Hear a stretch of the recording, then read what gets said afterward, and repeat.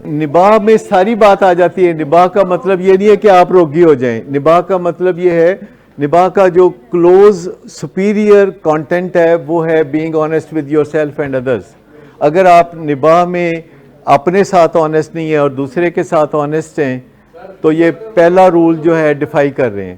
کسی کے ساتھ ایسے گزارا کرنا کہ آسان طریقے سے جس میں دونوں کی جیت ہو، آپ کی بھی جیت ہو اور دوسرے کی بھی جیت ہو، اور آپ اس ریلیشن شپ میں واٹ ایور وہ ہے ریلیشن شپ، معمولی ہے یا غیر معمولی ہے، آپ اس ریلیشن شپ میں فلرش کر رہے ہوں، آپ اس ریلیشن شپ میں بہتر ہو رہے ہوں.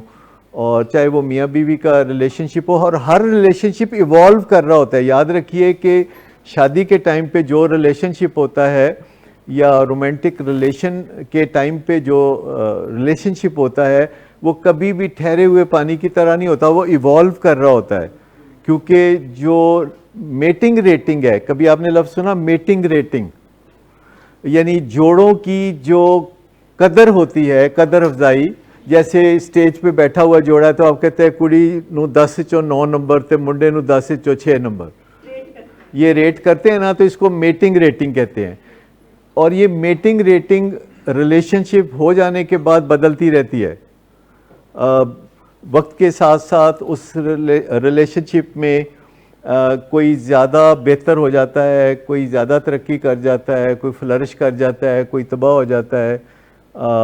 لہٰذا جو ایوالونگ ریلیشن شپ ہے، جیسے میاں بیوی کا بچے ہو جاتے ہیں، ان لاز کے ساتھ ریلیشن شپ، اور پھر یہ بہت ساری فیکٹرز ہوتے ہیں جو کہ میٹنگ ریٹنگ کو چینج کرتے ہیں. لڑکا جو ہے وہ پہلے کی نسبت زیادہ کمانے لگا ہے تو اس سے بھی فرق پڑے گا، لڑکی پہلے سے زیادہ ہنسمکھ ہو گئی ہے تو اس سے فرق پڑے گا.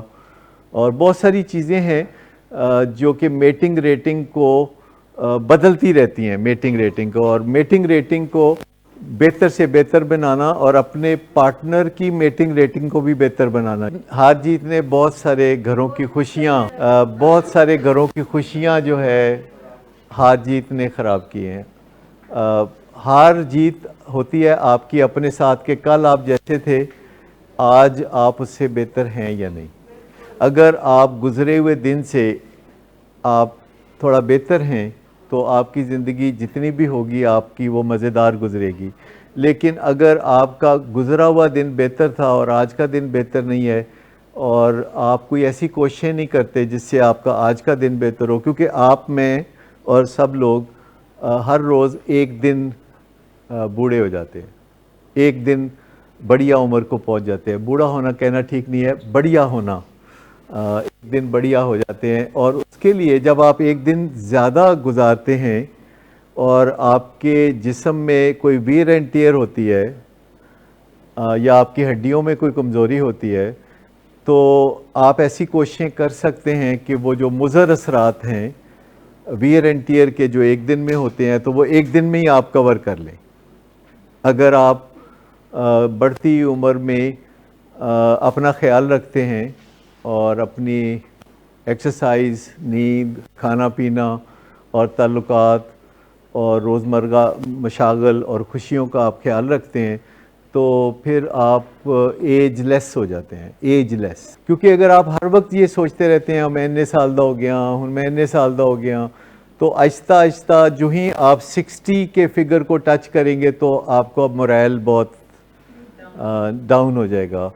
اور پھر آپ کو ایسے خیال آنے لگیں گے کہ بس اب تو چل چلاؤ ہے، قبر میں پاؤں لٹکائے بیٹھے ہیں، یا اس طرح کی باتیں لوگ کرنے لگے. ٹائم لیس، ایج لیس، جس کا مطلب یہ ہے کہ آپ مرنے کے لیے بھی تیار ہیں، آپ جینے کے لیے بھی تیار ہیں، واٹ ایور دا گیم، اب بونس پہ چل رہے ہیں. یہ اس طرح کی لوگ باتیں کرتے ہیں، لیکن اصل بات یہ ہے کہ اگر آپ جینے کے لیے بھی تیار ہیں اور مرنے کے لیے بھی تیار ہیں تو بے چینی کوئی نہیں ہوگی.